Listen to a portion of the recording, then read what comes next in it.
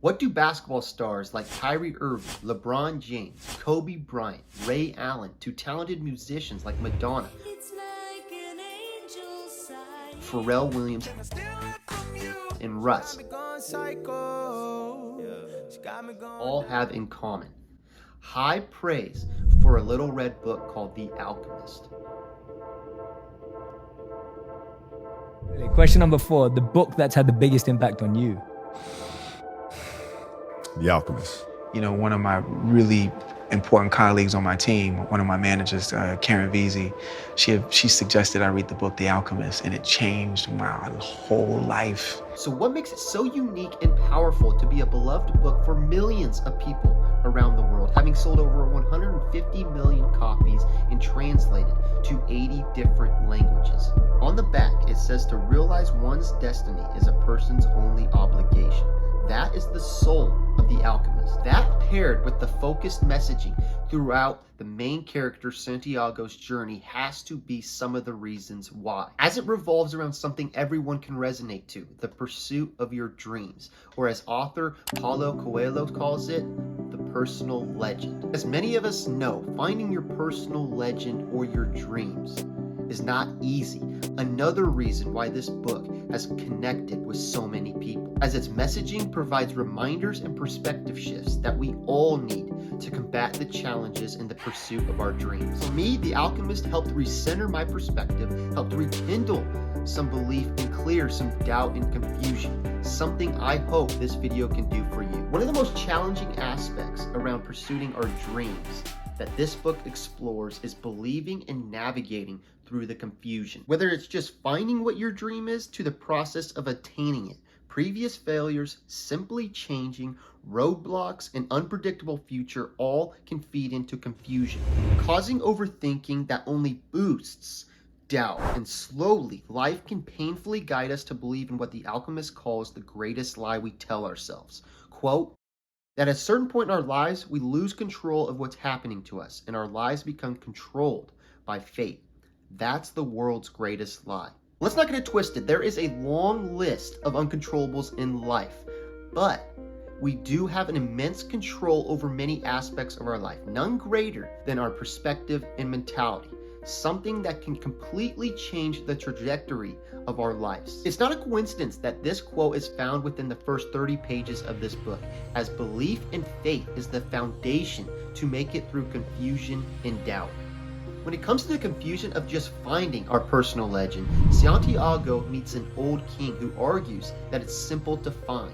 It's found within our childhood dreams. And if you're like me, you question this, because like many, my childhood dreams did not come true. For me as a kid, I dreamed of being an NFL player, but scoliosis stripped that. And I wanted to be a professional basketball player, but my little 5'5" body didn't quite attain that. My takeaway was that our childhood dreams are clues, part of the process, and within those surface level ideals, you can dig deeper into some of the reasons why you wanted to attain some of those things, and that can direct you to your purpose or your passions. So maybe by sitting down and exploring your childhood dreams a little bit further can help lead you to your personal legend, or at least remind you of what gives you that childlike belief and joy. As Santiago says, quote, it's the possibility of having a dream come true that makes life interesting. So if there is no belief or dream to chase, life can become a cloudy, uninspired journey. Apart from confusion, another challenge that was brought up throughout the book was fear and its self-sabotaging nature, preventing us from living our best lives. What I enjoyed about The Alchemist was how it offered many perspective changes around fear. For example, when Santiago meets The Alchemist at the end of the book, quotes started to fly that I had to circle. One that stuck with me was the quote, tell your heart that the fear of suffering is worse than the suffering itself. To me, it's something you have to believe, and for the most part is true when it comes to things we avoid out of fear. I'll be honest, I struggle with fear in certain situations, and it will end up making me feel the pain of regret that is 10 times worse than the possible worst outcome of whatever I avoided. Our minds can easily overanalyze and overthink certain situations, building up unnecessary fear. It's definitely easier said than done, but by shifting our perspective around fear and looking at it as a challenge, excitement, or as deceitful, it can help us overcome those fears, in turn, reaffirming our new perspectives around fear. Fear, along with anxiety, are vital aspects to our sympathetic nervous system, helping us stay alive.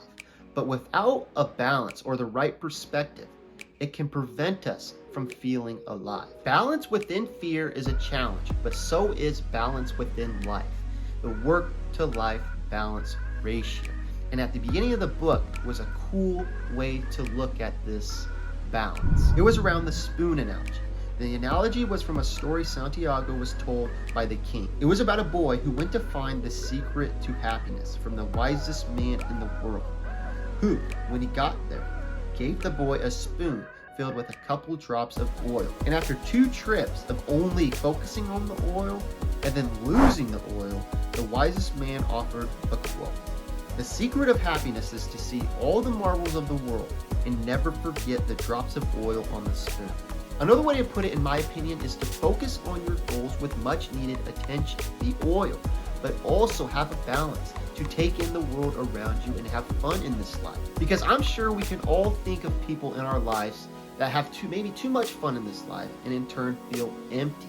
Or see the workaholics that work themselves to death and at the end of their lives look back and think, what was it all for? It's scary to be on either side, but it's something we all need to personally adjust to with whatever point in our lives we're at, whatever goals or aspirations we have at the time. I mean, it's flexible at certain points of our lives and whatever we want. Whether you really want something, you have to add a little bit more oil to the spoon, or you need to be present more and take in the world around you. What I'm trying to say is that an anchor needs to be set and be able to adapt at certain point in our lives and always be able to bring us back when we drift too far to either side. So far, if you're still watching, I've gone over 3 challenging aspects around the pursuit of your dreams. This book's popularity speaks to the fact of how difficult it is to pursue and find your dreams, bringing me to my last point.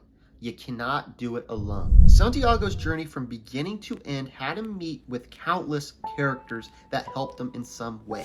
Most notably was the universe. The king and the alchemist both talked about how when you really desire something, the whole universe conspires to help you achieve it. If you have the faith that you can do what you set out to do, all of the things in your path can just become steps into the journey. You will start to make decisions that will provide an opportunity for you to start seeing things or direct you to people that will help you, help teach you, motivate you, inspire you to pursue your dream, all while helping them in turn. It all comes back to our mentality. If you see the world as helping you achieve your dream, all of a sudden, obstacles turn into achievable lessons or opportunities from roadblocks. Your outlook changes with the world staying the same. Lastly, another aspect around this is you have to be open. Santiago was open, transparent with what he was going for with everyone. I know from personal experience, sharing my goals or what I'm going for is hard. You know, they can sound silly. It's very vulnerable. But this book truly argues that doing it not only helps yourself, but the ones around you. As Santiago learned the universal language from a sheep, quote, it was the language of enthusiasm, of things accomplished with love and purpose, and as part of a search for something believed in and desired. In other words, enthusiasm is radiant and contagious. Nothing oozes enthusiasm more than seeing people do what they love. It fires me up.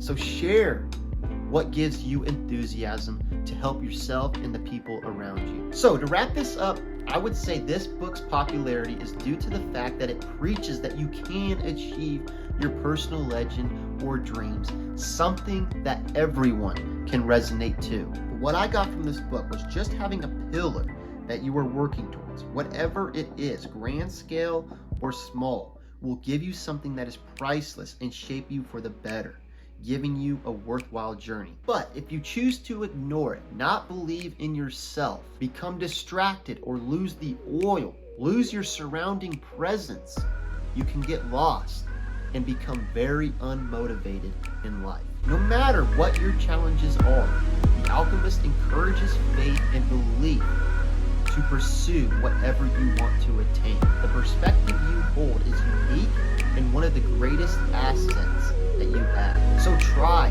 to improve it because it could totally reshape your world. Thanks for watching, and I hope you enjoyed. Peace.